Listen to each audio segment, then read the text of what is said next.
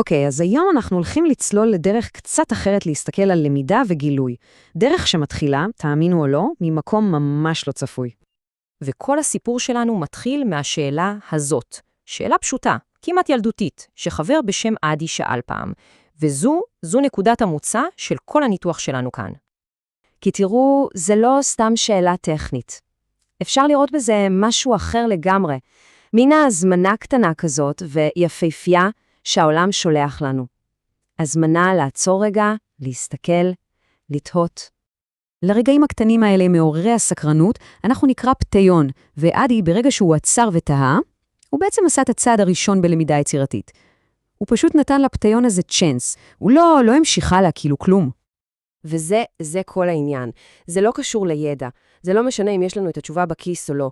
מה שחשוב פה זו הכוונה.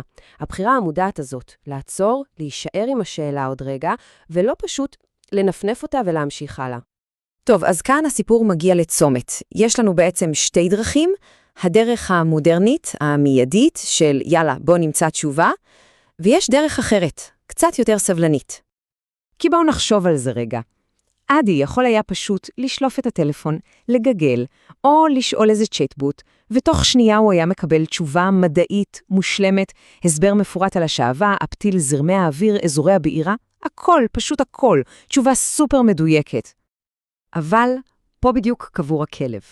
זו תשובה מצוינת, אין ספק, אבל היא גם תשובה סופית, כזאת שסוגרת את הדלת בדיוק באותו רגע שהיא נפתחה. היא פשוט מחבה את אש הסקרנות שהתחילה את כל הסיפור. אז בואו נשים את זה רגע אחד מול השני. בצד אחד יש לנו את התשובה המושלמת, היא נותנת ידע, אבל היא גם הורגת את הסקרנות. היא מסבירה במקום להזמין פנימה. ובצד השני יש לנו את השאלה הפתוחה. היא לא נותנת ידע מיידי, אבל היא מציתה חוויה, היא יוצרת מרחב, והיא מזמינה אותנו להתבונן. אוקיי, אז מה זה המרחב הזה ללמידה אמיתית? איך נראה הנתיב השני? האמת, זה מתחיל ממשהו ממש פשוט. מהשהיה. פשוט לעצור לרגע. ואם חושבים על זה מנקודת מבט של מורה או מנחה או אפילו הורה, התפקיד פה הוא לא למהר ולתת את התשובה, ממש לא. התפקיד הוא להעריך את החיים של אותו פתיון, לתת לסקרנות הזאת לגדול, להתפתח. כלומר, במקום לענות, פשוט לשאול בחזרה. רגע, עדי, מה אתה רואה בלהבה? איפה הצבע שלה משתנה? למה נראה לך שהיא רוקדת ככה? השאלות האלה הן יוצרות מרחב משותף כזה של בואו לא נדע ביחד. זה מקום בטוח, בלי לחץ לתשובה נכונה, מקום שבו הגילוי יכול לקרות באופן טבעי. וזה בדיוק זה, הלמידה האמיתית, העמוקה, היא נולדת בדיוק ברגע המשותף הזה של אי-הוודאות. השהייה הזאת, הפאוזה הקטנה הזו, שם קורה כל הקסם. שם מתחילה למידה שהיא לא רק ידע בראש, אלא חוויה. אוקיי, אז כל הרעיונות האלה לא נשארים באוויר. הם מתחברים יחד למודל פדגוגי של ממש, מודל בין 5 שלבים. אז בואו נעבור על זה מהר. השלב הראשון הוא פריסה. פשוט יוצרים סביבה עשירה בגירויים, שאלות, סיפורים. אחרי זה מגיעה הבחירה. נותנים ללומד למצוא את הפתיון שתופס אותו אישית. ואז, וזה קריטי, המורה לא מסביר, אלא מציע הזדמנות, איזושהי פעולה שמעמיקה את הסקרנות. זה מוביל לשלב החקירה, שבו ההבנה נבנית דרך הידיים, דרך עשייה והתנסות. ורק בסוף, רק אחרי כל המסע הזה, מגיעה המשגה, ההסבר המדעי, הפורמלי, שמגיע וממסגר את כל מה שכבר נחווה. יופי, אז מה התובנה המרכזית פה? איך לוקחים את זה הלאה? כי מה שבאמת מעניין זה שכל הסיפור הזה רלוונטי הרבה מעבר לשאלה על נר.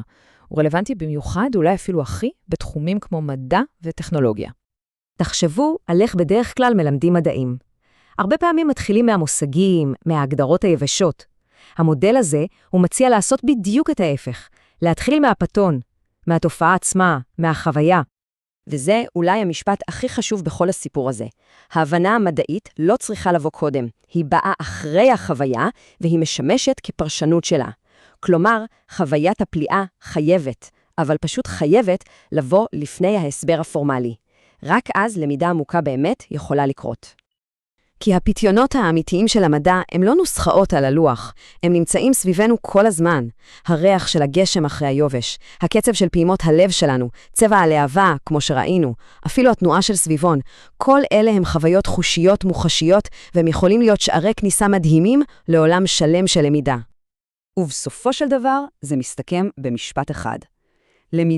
למידה אמיתית, לא נולדת ממידע קיים. היא נולדת מהנכונות הפשוטה הזאת להפליג בעקבות הסקרנות, לעקוב אחרי הניצוץ הזה לאן שהוא לא ייקח אותנו. אז נסיים עם מחשבה, העולם מציע לנו רק היום 1,000 פיתיונות קטנים. שאלות, תופעות, רגעים של תהייה. השאלה היא לאיזה מהם אנחנו הולכים לתת סיכוי מחר.